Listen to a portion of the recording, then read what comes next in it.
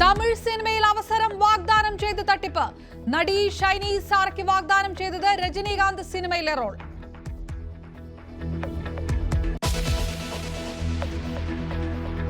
കാസർകോട്ടെ 15-കാരിയുടെ മരണത്തിൽ പോലീസിനെ വീണ്ടും കടന്നാക്രമിച്ചു ഹൈക്കോടതി. 15-കാരിയെ കാണാതായാൽ അത് ഒളിച്ചോട്ടമായി കാണരുത്.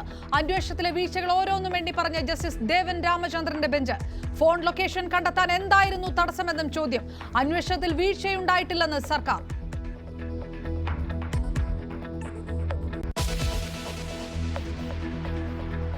വീണ്ടും വിദ്വേഷ പ്രസംഗം നടത്തിയ PC ജോർജിനെതിരെ തുടർ നടപടിയുമായി പോലീസ്.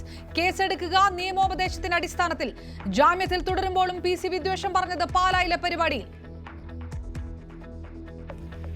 400ഓളം കുഞ്ഞുങ്ങളാണ് ലവ് ജിഹാദിലൂടെ നമുക്ക് നഷ്ടപ്പെട്ട മീനച്ചി താലൂക്ക് മാത്രം.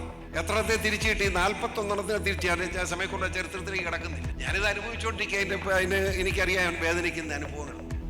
മീനച്ചിൽ താലൂക്കിൽ മാത്രം 400 പെൺകുട്ടികളെ ലവ് ജിഹാദിലൂടെ നഷ്ടപ്പെട്ടെന്ന് ജോർജ്. ജാമ്യം റദ്ദാക്കണമെന്ന് youth league.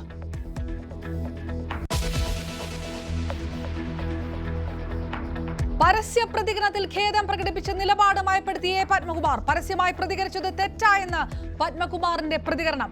Secretariat പരിഗണിക്കാത്തതിന്റെ അതൃപ്തിയുമായി കടകംപള്ളിയും Facebook cover ചിത്രം മാറ്റി. ദുരുദ്ദേശത്തോടെ ചെയ്തതല്ല എന്ന് കടകംപള്ളിയുടെ വിശദീകരണം.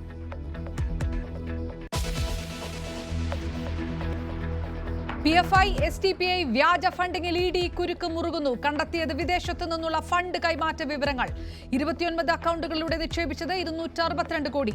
കണക്കിൽപ്പെടാത്ത പണത്തെക്കുറിച്ചും അന്വേഷണം. റമദാൻ കാലത്തെ ഫാഷൻ ഷോ വിവാദത്തിൽ കുരുങ്ങി കശ്മീർ മുഖ്യമന്ത്രി ഒമർ അബ്ദുള്ള.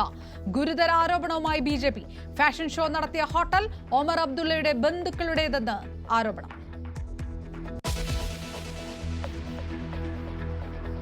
2 ദിവസത്തെ സന്ദർശനത്തിനായി പ്രധാനമന്ത്രി മൗറീഷ്യസിൽ.